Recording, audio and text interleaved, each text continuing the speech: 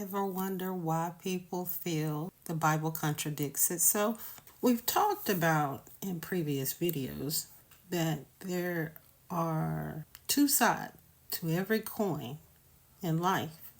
And today we want to discuss what is this coin and what are we going to do with it?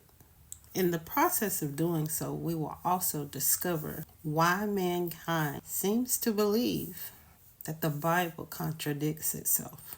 Let's go ahead and put it out there. So, let's start by talking about the word fruit. Track with me here. We are told in the good book, the scriptures, that we know a person by their fruit. And the scriptures define fruit as a person's actions, what they say and what they do. Scripture also tells us that a good tree or person cannot bear bad fruit. Likewise, a bad tree or person cannot bear good fruit. We will know them by what they say and what they do. When was the word fruit first mentioned to us? It was mentioned in Genesis chapter 2, verse 17. God told them not to eat of the tree of knowledge. Why?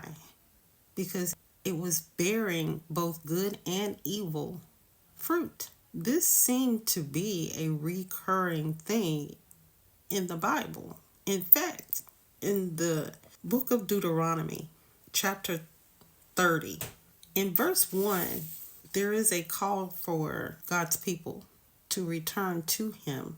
He basically prophesies and tells them exactly what's going to happen in that chapter if they don't look to Him and choose Him. What would happen to them if they chose the same way Adam and Eve did in the garden? He told them, suppose all these things happen to you, the blessings and the curses I have listed, and you meditate on them as you are living among the nations to which the Lord your God has exiled you. If at that time you return to the Lord your God, see, there is the plan that God has put in place. That is the command. That's the part that He wants them to obey. Listen closely for the promise. Skip down to verse 5, where it says, He will make you even more prosperous and numerous than your ancestors. The Lord your God will cleanse your heart and the hearts of all your descendants so that you will love Him with all your heart and soul, and so you may live.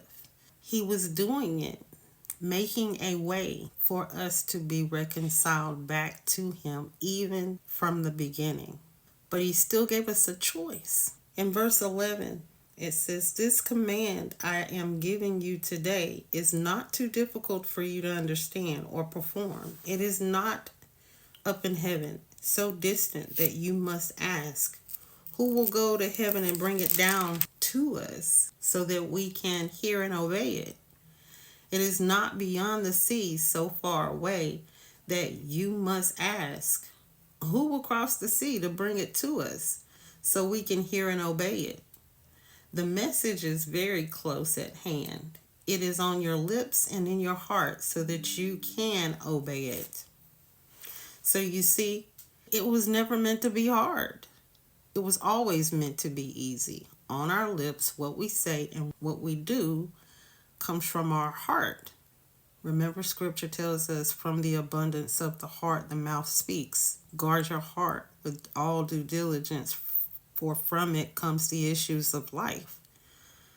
So that's why in Deuteronomy chapter 30, verse 19, God says, I call heaven and earth to record this day against you, that I have set before you life and death, blessing and cursing. Therefore choose life, that both thou and thy seed may live. So, God actually tried it our way, knowing good and evil, and then giving us the opportunity to make the right choice, the right decision. But He knew we wouldn't do it. He knew that we would mess everything up. He knew that we would make the wrong choice. and that we would need a way out. And scripture tells us that he's never going to allow us to be tempted without a way out. And our way out is what? It's Jesus Christ, whom he sent, that if we believe, we have an opportunity to break the curse of partaking of the forbidden fruit, the knowledge of good and evil. If you didn't know evil, you wouldn't be able to do it. Remember when Adam and Eve was in the garden and they had partook of it and they went and hid themselves, and God said, "Who told you you were naked?" See, if you didn't know, there is no sin, because you didn't know. But because you know, that's where the evil comes into play. And Jesus came to release us from the curse of making the wrong choice. Because of him and what he did on the cross and his blood that he shed to reconcile us back to God, it gives us the ability to make good choices and the power and authority to cast down evil thoughts and ideas, whether they are from us or anyone else. Joshua 24:15 says, "And if it seem evil unto you to serve the Lord, choose you this day whom ye will serve." These are all about choosing, y'all. Choosing what though? Blessings or cursings. If you choose to listen to God, you receive blessings. If you choose to listen to Satan, you receive the curses that came from way back when Adam decided to listen to Satan in the garden and partake of the forbidden fruit. You see, when you decide to live for God, you give him your whole life, like Jesus did. Even though you may not want to do what he's asking you to do, if you obey, if you decide to do his will above your own, then that means you're saying, "Not my will, but your will be done."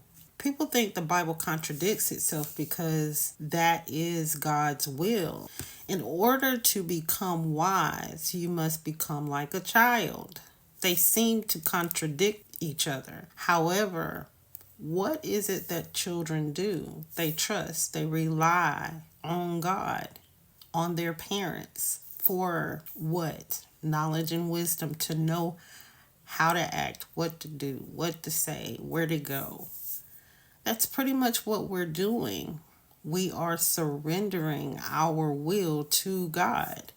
Therefore, that makes us very wise. It's wise to do so because we know that God knows what's best for us better than we know for ourselves. So in a sense, it's similar to having and choosing to give up your free will to God. So he can do what? Give it right back to you. Only when he gives it back, it's in abundance. It's multiplied. Another good example of this is when Abraham was willing to give up his Isaac, his only child. And what did God do? He gave him back his child and multiplied it and gave it back to him in abundance. He promised him not just one child, but many children, many nations. So the contradiction is actually in the sense of how we choose to look at our choices and the freedom that we've been given by God. Just like scripture tells us that Jesus commanded his followers not to fight. Well, that's because God said that he will contend with those who contend with us. We don't fight so that God can fight for us. That is our fight. That's the way we fight, through God. So if fruit is defined by a person's words and actions, then what is the forbidden fruit? It's the things that God has asked us not to do. It's the evil things that God has asked us not to do. It's the forbidden fruit. So, to recap, why do people feel the Bible contradicts itself? Because they don't understand God's plan. Deuteronomy chapter 29 verse 4 says, "To this day the Lord has not given you minds that understand, nor eyes that see, nor ears that hear, And how do we know this? Well, we know this by their fruit. We know this by what they said and what they believe. We know this because they believe and they have professed that the Bible contradicts itself. And that's all I have for today. I hope this has helped someone. And I hope you have a wonderful day, evening, night, whichever one you're listening to this in. I know I will. Don't you be no ghost. Truth seekers, barkeepers, let's continue to do just that. And until next time, I love you with the love of Christ. Rulebreakher out.